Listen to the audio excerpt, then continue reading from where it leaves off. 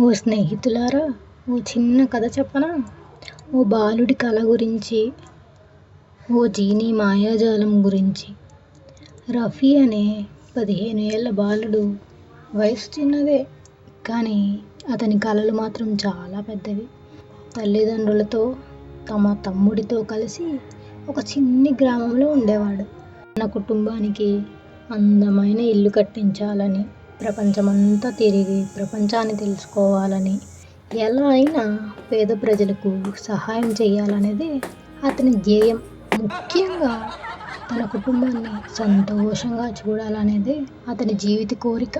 ప్రతిరోజు ఉదయం రఫీ ఊరిలో ఉన్న నది వద్దకు ఈతకు వెళ్ళేవాడు. నీళ్ళలో ఉండడం అంటే అతనికి ఎంతో ఆనందం, ఎంతో శాంతి, ప్రశాంతత కలుగుతుంది. ఒకరోజు నీళ్ళలో లోతుకి ఈదుతుండగా ఓ మెరిసే వస్తువు కనిపించింది. అతడు దాని వద్దకు వెళ్ళి చూడగా అది ఓ పాత ద్వీపం, తుప్పు పట్టి మట్టితో నిండి ఉంది. దాన్ని తీసుకొని ఒడ్డుకి వచ్చి దుమ్ము తుడిచాడు. అంతే, ఇంకా కథ మొదలు. దాన్ని తుడవడంతో ద్వీపంలో నుంచి ఒకసారిగా ఒక నీలి పొగ బయటకు వచ్చింది. ఆ పొగల మధ్య నుండి ఓ పెద్ద జీనీ, తెల్లని దంతాలతో, నలుపు తలతో, మెరిసే ఆభరణాలతో ఉన్నాడు. అహహహ, నేనే మాయాజాలంతో నిండిన కలల జీనిని అని నవ్వుతూ, నీవు నన్ను నీటిలో నుండి విడిపించావు, అందుకు నేను నీకు 3 కోరికలు నెరవేరుస్తాను అని బిగ్గరగా అరిచాడు. రఫీ ఆశ్చర్యపోయాడు. నెమ్మదిగా, జీనీ గారు, నా కొరకు ఏమీ వద్దు. నాకు నా కుటుంబానికి ఒక చిన్న ఇల్లు కావాలి. పేదవాళ్ళందరికీ సహాయం చేయాలి. ప్రపంచమంతా చుట్టి ఆనందించాలి అని అడగగా జీనీ నవ్వుతూ రఫీ తలను నిమిరాడు. రఫీ, నువ్వు నిజంగా మంచి కలల బాలుడివే. నీ కలలు నీ కోసం మాత్రమే కాదు.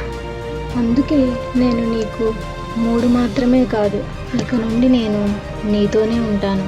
నీ కలలు కలలుగా కాక నిజం చేసే బాధ్యత నాది అని రఫీకి మాటిస్తాడు.